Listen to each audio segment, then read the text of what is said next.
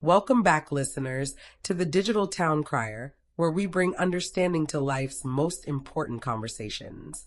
I am Lola, your AI host. Today we're talking about something many people are curious about, but often don't understand: therapy. What actually happens when someone decides they need help?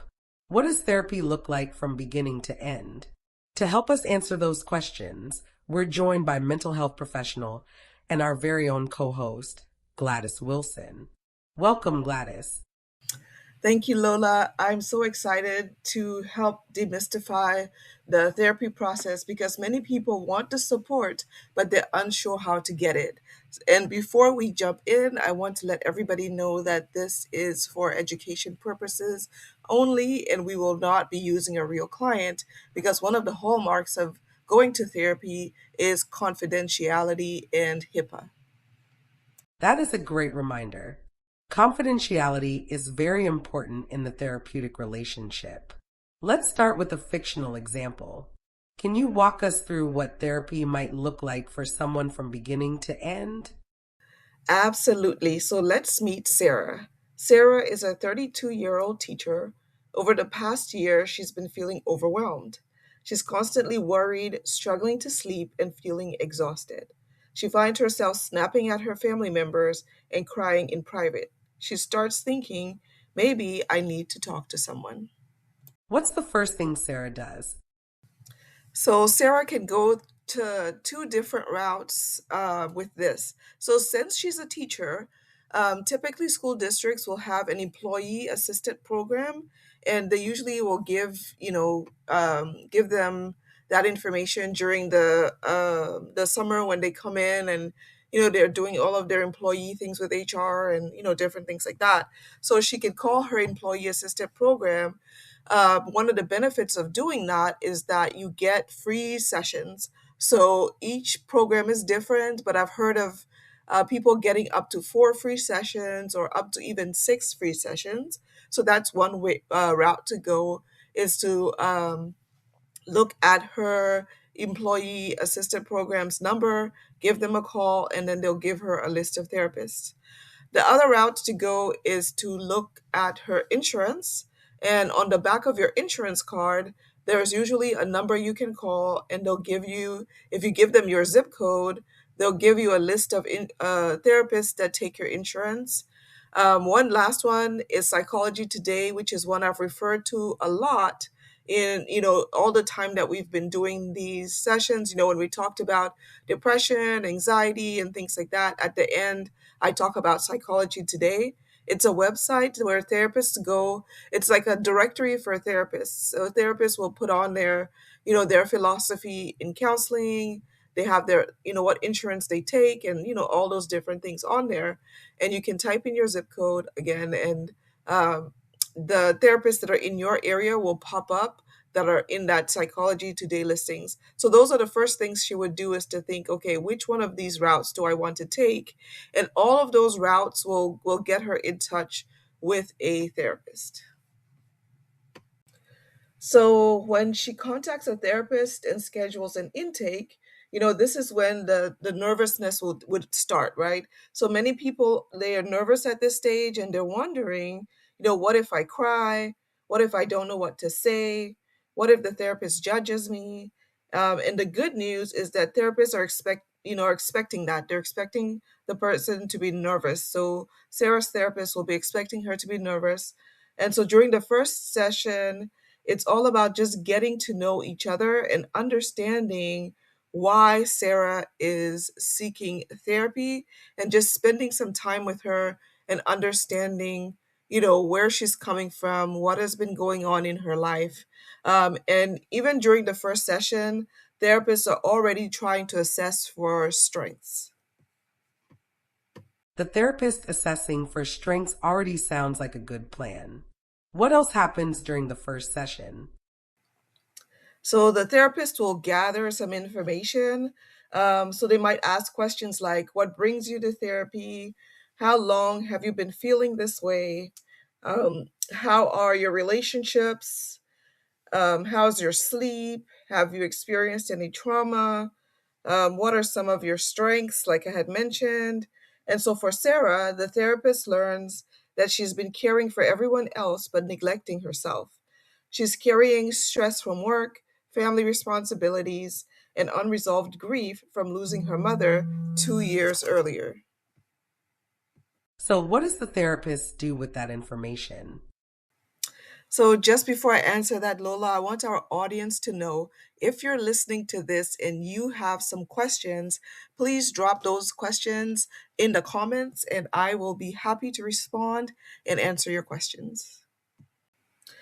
So the therapist and Sarah will work together to create some goals. So instead of simply saying, I want to feel better, they become more specific.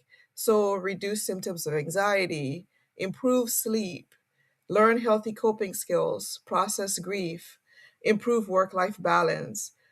These will be goals that help Sarah to go in the direction of where she wants to go, where she feels her healing will start taking place. The next phase is the working phase, right? This is the part people typically think of when they think of therapy. Yes, it is. So, this is where the healing begins. So, over several months, Sarah will attend weekly sessions. She learns how anxiety affects her body. So, doing some somatic work. She learns how her own thoughts will influence her emotions. She learns how to set appropriate boundaries so that that good like work life balance and boundaries within herself and between her family members. She learns how to challenge any negative thinking that may come up. So she starts to learn how to even catch the negative thoughts. And then she also learns how to practice self care without feeling guilty about practicing self care. Sometimes, in session, things will get emotional for Sarah, but that is all part of the process and it's nothing to be ashamed of. There's nothing that your therapist will not expect when you go into therapy. So Sarah sometimes will leave feeling relieved. Sometimes she'll leave feeling challenged because growth often requires that feeling of being challenged, and sometimes it can get really difficult. And weeding through, working through that difficult phase is something that's really, really important. Um, Leaving therapy sessions, that's when the therapist gives tasks, assignments, things that Sarah will do in order to solidify what has been talked about. So in order to set, the work life boundaries and all of those different things, she'll be given some tasks to do. I personally like to call them experiments. So doing some experiments when Sarah goes home will allow her to see what works for her and what does not work for her. Can you give an example? Yes. So let's say during the therapy session, Sarah says, if I don't do everything myself, things will fall apart. So her therapist will help her to examine that belief. So together they discover that she learned as a child that being helpful earns love and approval. So that insight begins the turning point. And so she begins practicing healthier boundaries and realizing that she doesn't have to carry every burden herself. And so some of what that would look like is the therapist assigning her a task, an experiment to do. It may start off just very simple. Maybe, while she is at home, she can be assigned the task of letting her husband and children clear all of the dishes and do that themselves. Or it could be allowing, allowing the children to make their own decision in how they're going to clean their room instead of cleaning their room for them. Things like that. So taking a step back from something, and it can start off from a simple, what would be considered a simple task, and going all the way up to what would be a harder thing for her to try to let go of. Of course, all of this has to make sense in Sarah's world, and things like that. And so the idea of the experiment is doing it so that it can, she can come back um, at the end of that week and say, you know what, this really worked or this did not work, and different things like that. So It's all kind of sussing it out and doing an experiment. It might be just leaving that session, since it's been such deep work that she's done. The idea of going all the way back and realizing that, as a child, she carried these burdens of, I have to do these certain things in order to be loved. That's digging very deep. So the experiment might be just to go home and observe where she starts to cross boundaries and feel that feeling of, I have to do everything myself. So maybe that might be just noticing that thought and noticing how she overexerts herself in certain spaces and things like that. So that alone might just be the homework itself, because like I said, she's worked really hard in therapy that day. We all know that healing is not a straight line. Oh, yeah. Healing is definitely not a straight line. It rarely ever is a straight line. So, Sarah has weeks where she'll feel strong and confident. And then, a stressful event will happen at work, or something will happen that increases her anxiety, and that spikes again. So instead of seeing it as a failure, her therapist helps her to view it as it is an opportunity to practice new skills that she's taught when she comes to the therapy sessions. So the goal isn't perfection. The goal is to grow in resilience. And so all of the experimenting and, the things that her therapist will talk to her about, all of those things create a space where Sarah starts to learn new coping skills, and then she leaves the therapy session and she goes home and she practices those therapy skills, whether she's practicing them in her home or she's practicing them when she goes to school and she's doing her work as a teacher. So the most important thing that ever happens in the whole process happens once Sarah is out of the therapy session. So it doesn't happen in the therapy room. The most important things and the most important healing and growth actually happens when she's done with her appointment and she goes home and she goes to work. How do therapists know therapy is working? So we look for the big changes and we look for the subtle changes. So, for Sarah, before therapy, she wasn't sleeping well at night. She was constantly worrying, frequently crying, having difficulty concentrating. And so, after several months of therapy, she's sleeping, at least 7 hours now. She's able to manage her stress better. She doesn't feel like she's overwhelmed all of the time. She sees improvement in her relationships. She's able to laugh and smile and get along with everybody. She's more confident in herself as a wife, a mother, and a teacher. She has better emotion regulation, so she is able to regulate her emotions, and she's not like, crying at the drop of a hat. She's not getting extremely irritable and, feeling like she doesn't want to be around the people around her. And better, and most of all, she's able to express herself in a way that is understandable and everybody around her can listen. She also will report that she's feeling more like she's able to set the appropriate boundaries that she needs to set. So the problems may not disappear completely, but Sarah is functioning in a very different way.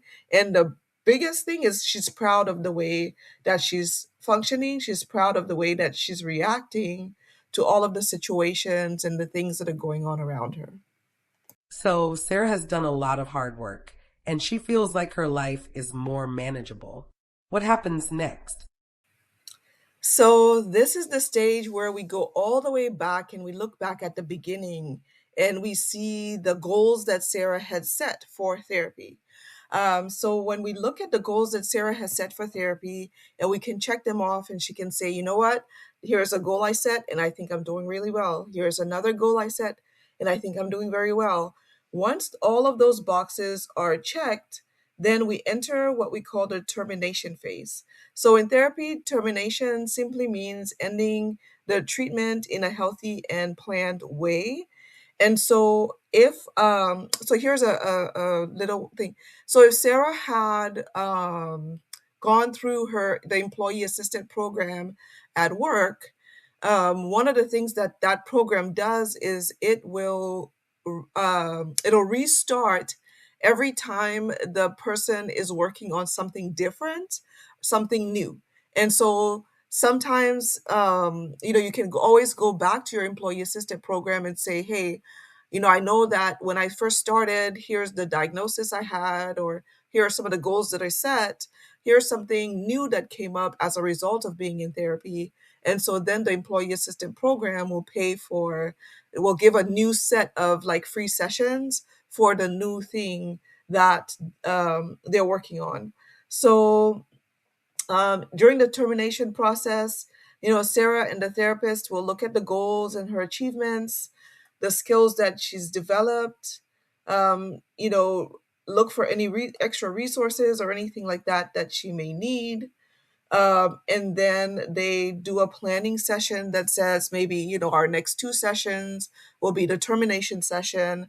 Majority of the time, therapists will tell, like, so Sarah's therapist will tell her, hey, if anything comes up in the future, you're always welcome to come back into therapy. So there's never like this final complete stop. Something that I like to do when I have clients is start to taper off the session so it's not just an abrupt end. And so maybe it might be, you know, every 2 weeks. So it becomes bi weekly sessions, then it becomes monthly sessions, and then the termination can happen. I think that's one of the best ways to do it. But the idea is that Sarah continues to live her life. When she encounters stress, she feels capable of dealing with the stress that she encounters. And if she ever comes to a point where she doesn't feel like she's able to manage, she already has an established relationship with that therapist. So she can always come back and say, hey, here's something that's come up that I don't feel like I can manage. As a therapist myself, when I've done like the monthly sessions with my clients, like they may come back and say, you know what, my life just became overwhelming again. And then we can go back to weekly or bi-weekly sessions and things like that. But it's usually kind of a taper off process that happens. And then once everything is said and done, on the therapist end, they close out that chart, and they just write kind of a final summary, and that's it. On Sarah's end, she continues on with life, and she doesn't have to make any more therapy sessions. What are some things you want our listeners to know before we go? I want everybody to know that seeking therapy is a strength, that it takes courage to be able to reach out to a therapist and say, hey, I have realized, I have recognized that I need help. If you think about it, back in the old days, way back in the ancient days when we all lived in communal settings, we didn't need the professional therapist as much because everybody lived amongst each other, and our elders were around us, our older relatives were around us, and they always had the free time to sit and listen. If you think about it today, people don't have the free time to sit and listen. People do not have the capacity to deal with their situations and your situations and all the situations. But back when we used to live more communally, and people, our elders had the opportunity to stay home while other people were out working and things like that. Our elders or people that were older than us that stayed home, they had the capacity to sit and listen and give us advice, to the problems and the things that we're experiencing. Also, the problems we're experiencing are not necessarily different from back in the day, but they're more complicated by the fact that our lives move at this pace that it moves at, and the expectations and the financial circumstances are different, and all of those different things.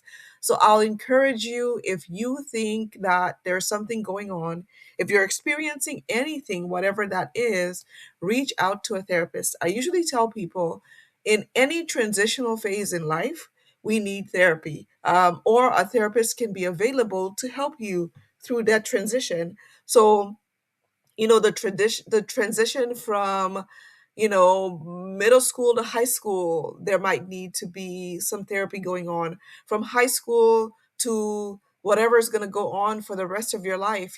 People, I've worked with people who are planning their career. So even career planning is something that's needed and necessary. I know that I just launched a program that I want to work with students who struggle with their mental health and help them to overcome some of the barriers that have been created for them, so that they can go into the next phase of life. And so when you think about students that struggle with their mental health, sometimes they have to be hospitalized. And in that process of hospitalization, they're missing out on their schoolwork, and they're missing out on the social life and things that they would ordinarily be doing, when they, if they were at home and going to school and things like that. So that missing out, and sometimes that failing in their classes and things like that creates that, creates some of that negative thinking that, hey, I'm useless, I can't do anything right, I'm never going to get to where I want to be. And so all of that, creates a space where, as they graduate high school, or they may even drop out, by the way, but as they graduate high school, they don't think that there's anything out there for them, and they don't want to reach any goals, or go to college or go to vocational training, because they think they're going to fail anyway. And so then they become adults that aren't, that feel like they aren't accomplishing anything. And that just continues the vicious cycle. And so I just started a program that is going to help our students who are struggling with their mental health. It might be chronic, it might be acute mental health struggles, to let them know that, hey, you can reach your potential. One of the other things that I tell people is that I have written accommodations for people that, so I've written accommodations for students, I've written accommodations for people in the workplace. So a lot of times people don't know that in your workplace, you can get accommodations for your mental health. Um, and so you can talk with your therapist and see, okay, what is the hardest thing at work? What are you struggling with the most? And that thing that you're struggling with the most, you and your therapist can collaborate together and within reason find an accommodation that, your supervisor, your human resources, and things like that would have to follow. And so, I've written accommodations for somebody that worked at McDonald's. It in that particular McDonald's, everybody had to work in the window, right? The drive-through window. And this particular client I was working with struggled with that because that's when her anxiety like really went high. And then she would make mistakes and things like that. And so I wrote an accommodation for her. And so they had to have her, so she chose to work in the back or to work in the cashier, like in the front, and things like that. And so they had to honor that because I'm a professional therapist. And I'm saying that this person needs this accommodation. It's almost like the way they have to accommodate anybody that comes in and says, I have a disability. Jobs have to accommodate anybody that comes in with a disability, and their accommodation is within reason for them to be able to do their job. And so all of those things you can get when you come to therapy and talk about those things. Learning the coping skills that you need, learning, why it is that you respond the way you do. So the fight, flight, freeze, or fawn, reaction, all of those things can be discussed in therapy to help make your life just a little bit simpler. So I know I've gone on and on, but you know, as a therapist, I love therapy. And so I will encourage you again, check out if if you've been employed for more than 6 months or so, check with your employee assistance program. Oh, one more thing is I have actually written FMLA for people who've been at their job for more than a year. Most jobs, it's more than a year, and you can get FMLA. And I've written intermittent FMLA for some people, depending on what they're experiencing and things like that. And their job has to figure out, okay, how do we honor this in the best way possible? But so look at Psychology Today. and put in your zip code, and you'll see therapists that are in your area. And you can either email those therapists, or you can give them a call and get the therapy process started. Don't suffer through things. You can work through anything and everything with your therapist. So that would be the final thing that I say to everybody. I also would like to say thank you all for listening. If you've been with us so far, leave us a comment. Let us know what you want to learn more about. During our next interview session, between Lola and I, we will be talking about addiction, and we'll be talking about specifically addiction amongst our students and amongst our young people. It's really getting out of control, and is one of the main reasons that students are being hospitalized, and therefore they're missing out on their lives. Basically, they're missing out on their social life, they're missing out on, well, a healthy social life, and they're missing out on their education and their lives at home. And everybody's just in this state of chaos, while these things are happening, and this child is becoming addicted. They're vaping, they're smoking, they're doing all kinds of things that are interfering and interrupting their lives. So leave us some comments, let us know what you want to know more about. Thank you all for listening. And please do like and subscribe to our channel, and we will see you guys soon.